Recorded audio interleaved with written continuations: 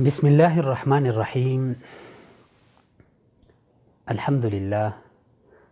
للہ الذی خلق الانسان علمہ البیان والصلاة والسلام علی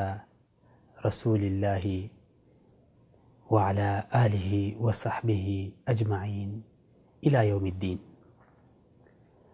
اما بعد، قال اللہ تبارک و تعالی فی القرآن المجید فقولا له قولا لینا رب اشرح لی صدری ویسر لی امری واحلل عقدۃ من لسانی یفقہوا قولی. ناظرین، انسان جس معاشرے میں بھی وہ زندگی گزارے، اس معاشرے میں اگر وہ بحیثیتی والد ہے تو بچوں کے ساتھ اس کا اٹھنا بیٹھنا، اس کا سامنا کرنا، بیوی کے ساتھ، معاشرے کے دیگر افراد کے ساتھ، اور اگر وہ ایک اسکول ٹیچر ہے تو بچوں کے ساتھ، طلبہ کے ساتھ اس کا زیادہ تر آمنا سامنا ہوتا ہے. اور اگر وہ کسی مسجد یا مدرسے کا امام مدرس ہے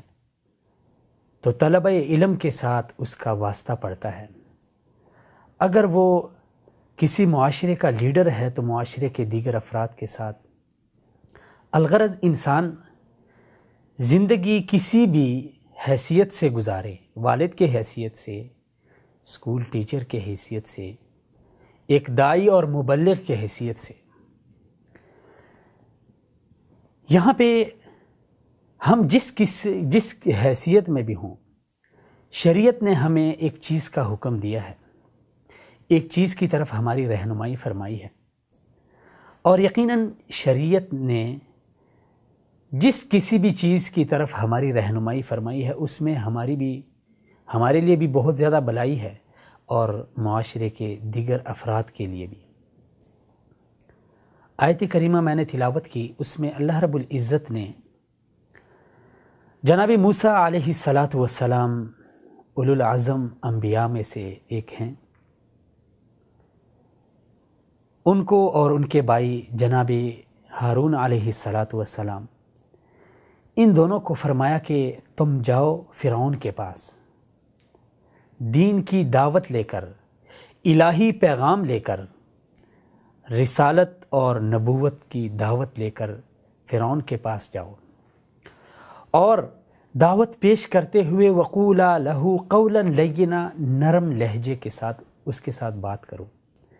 نرمی کے ساتھ پیش آؤ. اگر دیکھا جائے تو فرعون ظلم و جبر، زیادتی اور سفاکیت سے ایک عبارت ہے. فرعون کا نام سنتے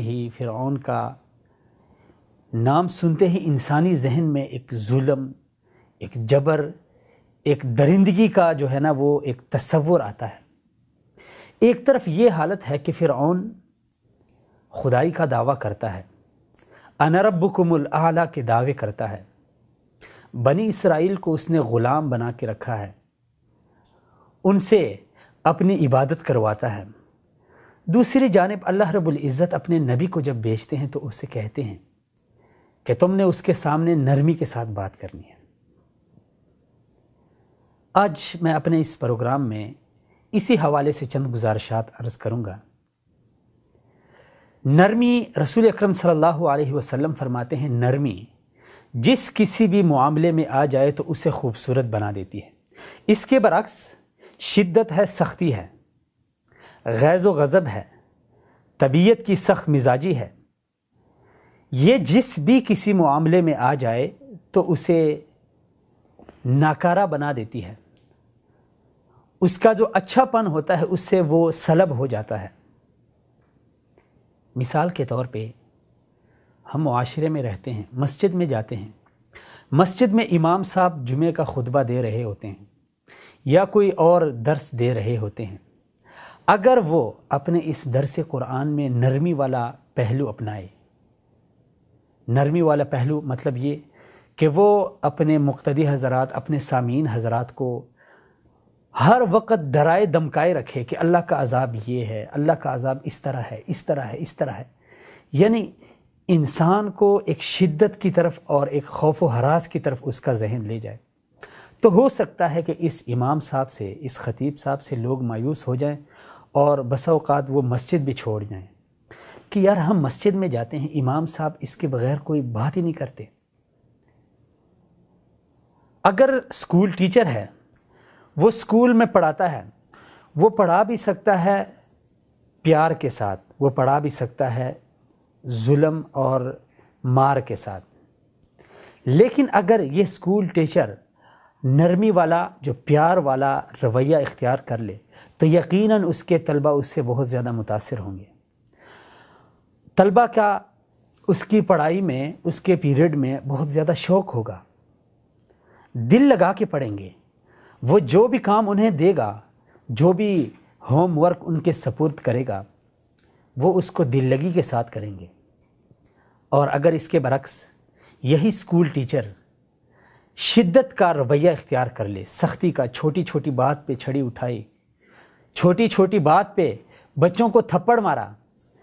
تو یقیناً ایسے ٹیچر سے وہ اسکول کے جتنے بھی طلبہ ہوں گے، اس کے کلاس سے کے تو خصوصاً، اور اسکول کے جتنے بھی طلبہ ہوں گے عمومی طور پہ اس سے متنفر ہو جائیں گے۔ اسی طرح ایک والد ہے، اگر وہ گھر میں بچوں کی تربیت کرتا ہے اور بچوں کی تربیت میں وہ نرمی والا پہلو اپناتا ہے، پیار اور شفقت کے ساتھ دین کی طرف انہیں راغب کرتا ہے، پیار اور شفقت اور محبت کے ساتھ ان کو اچھے کاموں کی طرف راغب کرتا ہے، تو یقیناً ایسی اولاد اپنے والد سے بہت زیادہ جلد متاثر ہوگی اور اس کی بات کو وہ دل پہ لیں گے، اس پہ عمل کرنے کی کوشش کریں گے۔ اور اگر بصورت دیگر یہی والد چھوٹی چھوٹی باتوں پہ اپنے بچوں کو مارے پیٹے، تو یہ اولاد ہو سکتا ہے کہ یہی اولاد تھوڑی سی بڑی ہو کے اپنے والد سے باغی ہو جائے۔ یہ ایک چند مثالیں تھیں۔ اسی طرح ایک شوہر ہے، وہ گھر میں آتا ہے، اپنی بیوی کے ساتھ وہ سختی والا معاملہ اختیار کرتا ہے، شدت کا معاملہ اختیار کرتا ہے، تو یقیناً میاں بیوی کی جو محبت ہوگی وہ آہستہ آہستہ نفرت میں بدل جائے گی، اور پھر اس سے بہت سارے مسائل پیدا ہو سکتے ہیں۔ اس سے آگے خاندان آپس میں ٹوٹ سکتے ہیں، دو قومیں آپس میں لڑ سکتی ہے، دو ملک آپس میں لڑ سکتے ہیں۔ یہ صرف ان معاملات، ہر ایک معاملے میں رسول اکرم صلی اللہ علیہ وسلم فرماتے ہیں کہ جس کسی بھی معاملے میں آپ چاہے تجارت کا معاملہ لے لیں، سیاست کا لے لیں، تعلیم کا لے لیں، کسی دوسری خدمت یعنی خدمت خلق کا کسی بھی معاملے کو آپ لے لیں، اگر آپ اس میں شدت اور سختی والا پہلو اپنائیں گے تو نہ آپ کا وہ کام اثر کرے گا، نہ آپ کی محنت رنگ لائے گی۔ اسی لیے شریعت ہمیں اس اخلاقی اور اہم ترین پہلو کی طرف ہماری رہنمائی کرتی ہے کہ آپ ہر معاملے میں نرمی والا پہلو اپنائیں۔ نرمی اور عاجزی، آپ اس کو عاجزی بھی کہہ سکتے ہیں، کیونکہ بسا اوقات اس طرح ہوتا ہے کہ انسان کسی کو دین کی دعوت دیتا ہے، کسی کو پڑھاتا ہے، کسی کی اصلاح کرتا ہے، تو وہ بندہ آگے سے اس کے ساتھ بدتمیزی کے ساتھ پیش آتا ہے۔ لیکن اگر یہی انسان یہ کہے کہ میں اسکول ٹیچر ہوں، میں امام ہوں مسجد کا، میں اس گھر میں بڑا ہوں، میں بچوں کا والد ہوں، اگر یہی گھمنڈ اپنے ذہن میں لے آئے اور ان کے اوپر سختی کے ساتھ وہ معاملہ آگے بڑھائے، تو یقیناً یہ ایک تکبر کی طرف بات چل پڑتی ہے۔ اسی لیے بسا اوقات یہ ہوتا ہے کہ انسان دنیا میں دین کی دعوت دیتا ہے، لوگ اس کی مخالفت کرتے ہیں، اسے گالیاں دیتے ہیں، اسے طرح طرح کے القابات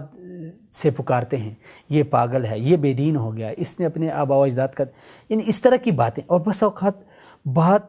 مارنے پیٹنے کے حد تک پہنچ جاتی ہے، بسا اوقات جیلوں کے حد تک اگر اس طرح کی صورتحال میں انسان سختی والا پہلو اپنائے اور یہ کہے کہ میں کیا کر رہا ہوں اور لوگ میرے ساتھ کیا کر رہے ہیں، میری کیا حیثیت ہے اور اس عوام کی کیا حیثیت ہے، میری کیا حیثیت ہے اور ان اسکول کے طلبہ کی کیا حیثیت ہے۔ جب یہ گھمنڈ انسان کے اندر آئے گا اور وہ جو عاجزی والا پہلو جو ہے نا اس سے چھوٹ جائے گا، تو یقیناً یہ انسان اپنے اس مشن میں آگے کامیاب نہیں ہو سکتا۔ لوگوں کے دل دیکھیں، زندگی میں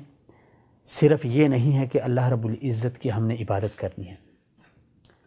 ہماری زندگی کا مقصد ہے اللہ کی عبادت کرنا،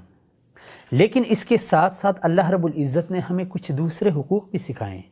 ہمیں دنیا میں رہنے کا سلیقہ بھی سکھایا ہے، ہمیں شریعت نے وہ اخلاقی پہلو بھی سکھائے ہیں جس کے ساتھ جن کو اپنا کر ہم لوگوں کے دل جیت سکتے ہیں، لوگوں میں محبت پیدا کر سکتے ہیں، اپنی محبت پیدا کر سکتے ہیں، ان کی محبت جیت سکتے ہیں۔ اسی لیے لوگوں کے دلوں کو جیتنے کے لیے ضروری ہے کہ ہم ان اخلاقی پہلوؤں پہ زور دیں، ان کو اپنائیں، اور ان میں سے خصوصاً ایک نرمی کا پہلو جسے رفق کہا جاتا ہے، اور رفیق اللہ رب العزت کے اسماء حسنہ میں سے اللہ رب العزت کا نام بھی ہے۔ اللہ رب العزت خود اپنے بندوں کے ساتھ کتنا نرمی والا معاملہ کرتا ہے۔ دیکھیں ہم دن میں کتنے گناہ کرتے ہیں، تنہائی میں بھی اور سرعام بھی ہم اللہ رب العزت کی نافرمانی بھی کرتے ہیں، اس کے جو اوامر ہے اس کو بھی بجا نہیں، ہم نماز بھی نہیں پڑھتے، ہم روزہ بھی نہیں رکھتے، ہم چوری چھپے زنا بھی کرتے ہیں، یعنی کتنے عجیب و غریب ہم گناہ کرتے ہیں، لیکن وہی مالک اگر وہ چاہے تو ہمیں اسی وقت پکڑ لے، اسی گناہ کرتے وقت ہمیں پکڑ لے، اس کا عذاب تو عذاب، لیکن وہ ہمیں شرمندہ بھی کر سکتا ہے۔ دیکھیں وہی مالک، وہی رازق، وہی خالق جس نے ہمیں پیدا کیا، وہ ہمارے اتنے سارے گناہ دیکھ بھی رہا ہے، اس سے کوئی چیز پوشیدہ بھی نہیں ہے، لیکن پھر بھی وہ اپنے بندوں کے ساتھ کتنا رفیق ہے، کتنا نرمی والا معاملہ اختیار کرتا ہے۔ اسی لیے رسول اکرم صلی اللہ علیہ وسلم فرماتے ہیں کہ ان اللہ رفیق یحب الرفق، اللہ رب العزت بذات خود نرمی والا ہے، اپنے بندوں کے ساتھ وہ نرمی کا سلوک کرتا ہے، نرمی والا معاملہ کرتا ہے، اسی لیے اسے نرمی پسند بھی ہے۔ اپنے بندوں سے بھی اس کی یہی ڈیمانڈ ہے کہ وہ نرم دل بن جائیں، نرم مزاج بن جائیں، نرم خو بن جائیں، نرم طبیعت اور نرم فطرت بن جائیں، اور فرمایا کہ وَيَرْضَاهُ، اسے پسند بھی کرتا ہے، وَيُعِينُ عَلَيْهِ مَا لَا يُعِينُ عَلَى الْعُنْفِ، اور جو بھی بندہ اس نرمی والا پہلو اپناتا ہے تو اللہ رب العزت اس کی مدد بھی کرتا ہے۔ آپ دین کی دعوت میں نرمی والا پہلو اپنائیں، یقیناً آپ کی وہ دعوت کارآمد ثابت ہوگی۔ آپ کسی اسکول ٹیچر ہیں، کسی اسکول میں آپ ٹیچر ہیں، آپ اس اپنی ٹیچنگ میں نرمی والا پہلو اپنائیں تو آپ طلبہ کے دل جیت سکتے ہیں، آپ جو انہیں پڑھا رہے ہیں وہ آپ ان کے دلوں میں اتار سکتے ہیں۔ آپ اگر امام مسجد ہیں،